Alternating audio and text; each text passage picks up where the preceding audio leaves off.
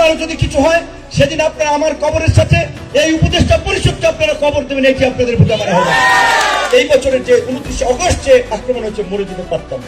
এবং আমি পরিষ্কারভাবে আপনাদেরকে বলতে চাই, আমার উপরে এই সরকার আমলে যে আক্রমণ হয়েছে সেটি আপনারা জানেন পুলিশ এবং সেনাবাহিনীর পোশাক পরিহিত দুর্বৃত্তদের দ্বারা। এই ঘটনায় যেহেতু 30 কার্য দিবসের নোটিশ জারি করে 4 সেপ্টেম্বর থেকে এখন পর্যন্ত বিচার করে নাই, তার মানে এই ঘটনায় সরকারের মৌন সমর্থন রয়েছে এবং যদি বিচার না হয় তার জন্য দায়ী থাকবে সরকার। এবং আমি এই ঘটনার জন্য ডক্টর ইউনূস এবং তার উপদেষ্টা পরিষদকে আমি দায়ী করব। তাই আমি আবার বলছি, আমি গানম্যান নেব না। আমারও যদি কিছু হয় সেদিন আপনারা আমার কবরের সাথে এই উপদেষ্টা পরিষদকে আপনারা কবর দেবেন, এটি আপনাদের ভূতা মারা হবে। এবং আপনারা শুনেছেন পত্রপত্রিকা এসেছে, আমাদের অনেককে গানম্যান দেওয়া হচ্ছে সরকার পক্ষ থেকে। যে সরকারের আইন শৃঙ্খলা বাহিনী প্রকাশ্যে পোশাক পরিহিত অবস্থায় অফিসের সামনে পিটিয়ে মারে, সেই বিচার না হওয়া পর্যন্ত ওই সরকারের গান দিয়ে নিরাপত্তা দেওয়ার উপরে ফুল মারে।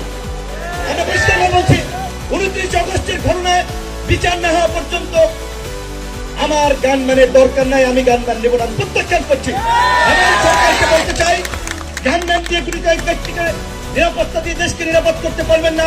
গোটা দেশের মানুষের নিরাপত্তায় সরকারকে ঢেলে সাজান, আইন শৃঙ্খলা বাহিনীকে ঢেলে সাজান, অন্যথায় প্রার্থীদের নিরাপত্তা দিলেন, ভোটাররা নিরাপদ বোধ না করলে তো কেন্দ্রে যাবে না।